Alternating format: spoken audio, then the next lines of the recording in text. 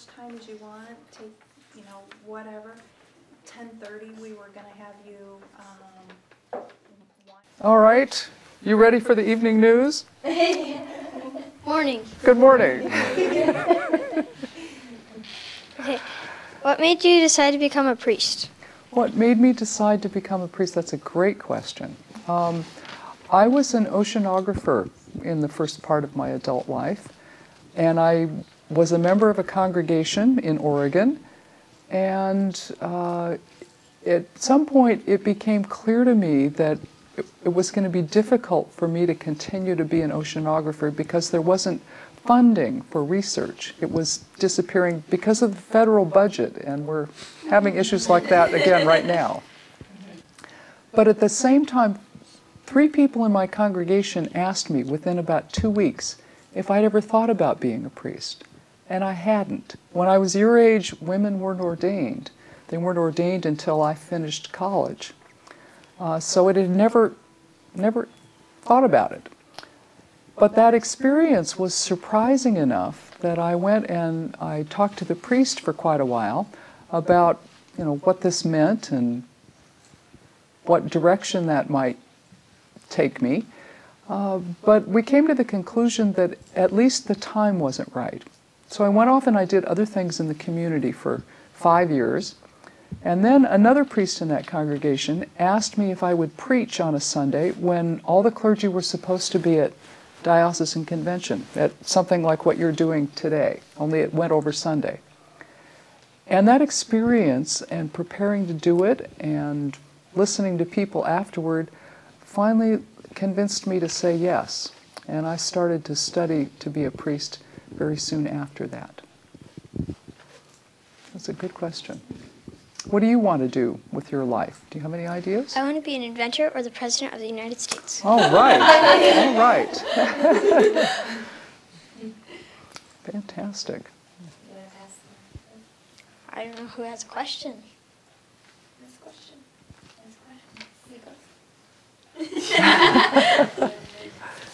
Here, someone.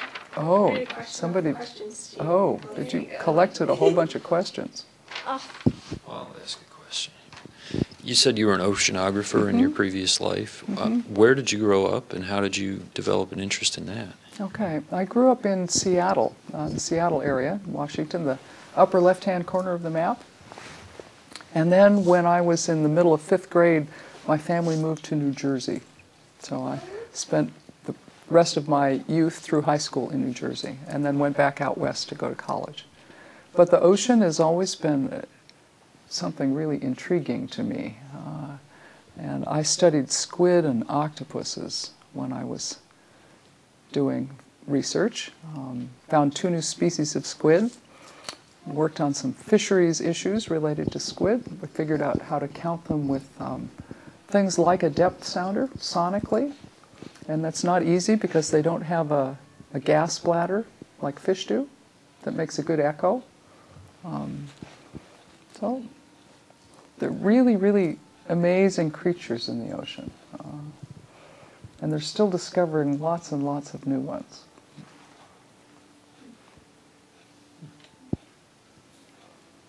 Anybody else? Yeah. So what have you found have been the most challenging parts of your new job, and what have been the most rewarding parts? Okay. I think the most challenging ones are human challenges. People decide that other people are not worthy of being in relationship with because they disagree or they have different ideas. But I think that's the centerpiece of what we're called to as Christians, is reconciling, is bringing people back together because we need each other. And the body of Christ includes us all, even if we don't agree. We've got different gifts. And together, we both do a better job of serving God's people. And together, we have a fuller idea of who God is and what it means to be in relationship with God. So it's both the most challenging and the most rewarding. Thank you. Yeah. What do you find most challenging in your life as a Christian? I guess especially from at my young age and my immature worldview, just being only 16 years old, it's kind of hard just to keep in mind that it's all part of a big whole. I think that the narrow outlook that I have at this point, and just remembering that I'm still going to grow, I'm still going to learn more, and that way that everything I'm doing now is still preparing me to do God's work later. Just keeping that all in mind it's difficult at times. It's difficult for everybody. It's always a tension because we live in the very local, but we're also related to the universal and the global. And it's being willing to live in the tension, not let go of either one. I think that's what the solution is for all of us. Being in relationship with other people is hard work. Definitely. But it's also rewarding.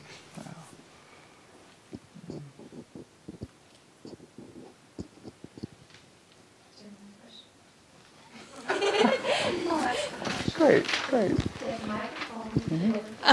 How many mission trips have you been on, and like, what's your favorite if you've been? Oh, okay. Mission. How would you define a mission trip? Well, like for me, I've been on a few, and I guess going away, not being in your home, like kind of out of your element, and helping people and helping them learn about God and just that kind of aspect, I guess. Oh, that's a fantastic image. Most of my work is a mission trip in that sense. I travel about 80% of the time. I spend a few days in the office each month. Let me just tell you some of the places I've been recently and what I've seen, and maybe some of the most memorable places I've been. On Wednesday, I was in Washington, D.C. For the opening of something called the China Bible Exhibition. The Protestant Church in China has brought an exhibit to the United States, and it will be in Chicago next after it leaves Washington, D.C., that shows something of how Christianity has developed there in the last centuries. Before that, I was in South Africa, visiting with the bishops of Southern Africa. It's not just the nation of South Africa, it's half a dozen others. Talking about our mission partnerships, how we can work more effectively together. I think one of the most powerful things that I got to do while I was there was go on pilgrimage to Robben Island, which is in the sea off the coast of Cape Town. It's where Nelson Mandela was imprisoned, and many other of the people who are now leaders in South Africa who have helped to reconcile that nation after apartheid. Before that, I was in Quito, Ecuador, in our Diocese of Ecuador Central for the meeting of the bishops of this church. And we were learning about poverty and migration in Latin America, which also affects us here in the United States. We were learning as well about national debt. That's increasingly an issue for us, but it's also an issue for the people in Ecuador. They have enormous debt that's owed to other nations and multinational banks that's crippling their ability to serve their own people.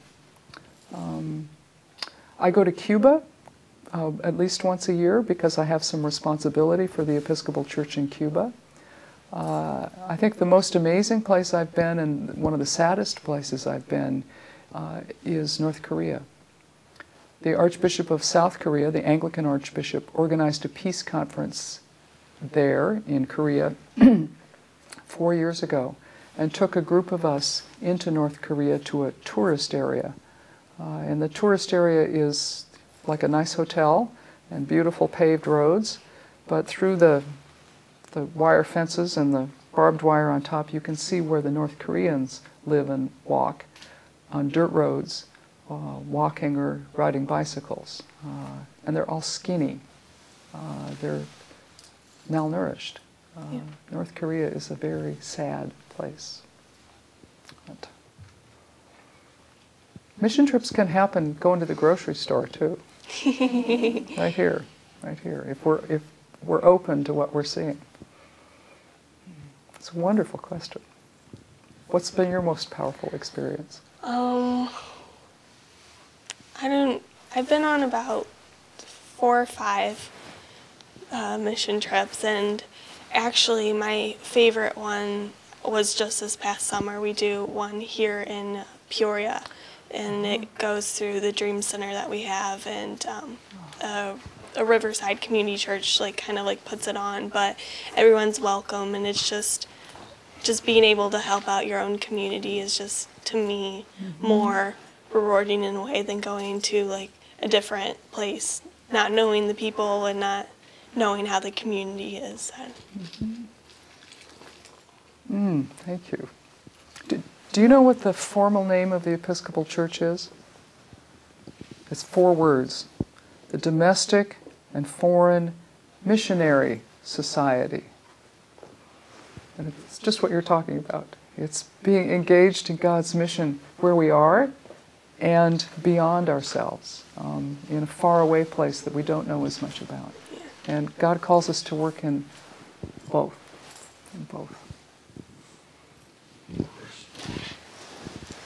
Good morning. Good morning. You mentioned going to South Africa and the reconciliation that Nelson Mandela and Desmond Tutu and others have been able to achieve there. Still an ongoing process, I believe. But in light of the controversy surrounding some of the Episcopal Church's policies, and knowing that some of the most outspoken critics of those policies are from Africa, what were you able to learn from people such as Desmond Tutu or Nelson Mandela, people in that area, about the process of reconciliation? Reconciliation is mostly about building relationships.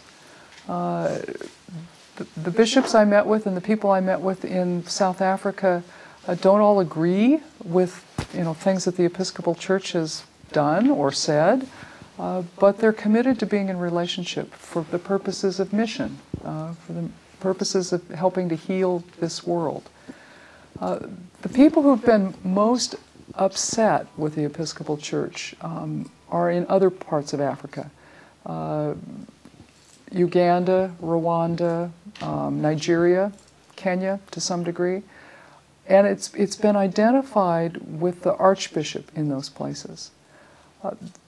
One of the things I've learned over and over again is that even if there's one loud voice in a place, there's usually a diversity of opinion and a diversity of willingness to continue in relationship with people who disagree.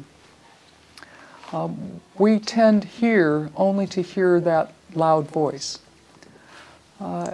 Even the loud voices, though, have, calmed down a little bit in the last couple of years.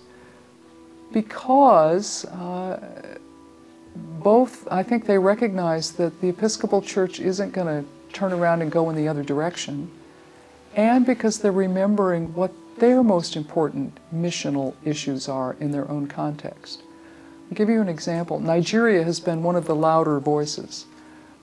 Their House of Bishops put out a statement after their meeting in January or February that talked about issues in Nigeria, only about issues in Nigeria, about poverty, about governmental corruption, and the needs of the Church to focus on those issues. They didn't say a single word about the Episcopal Church. I think that's a sign of health. Many of them are annoyed with us, but they're paying attention to what God is calling them to pay attention to in their own context. We have some impact on them, but we can't fix the corruption in their government. We can't equip their clergy to do that kind of advocacy work because we're not in that context. We can help with malaria prevention, and we do that kind of work through Episcopal Relief and Development. That's an example.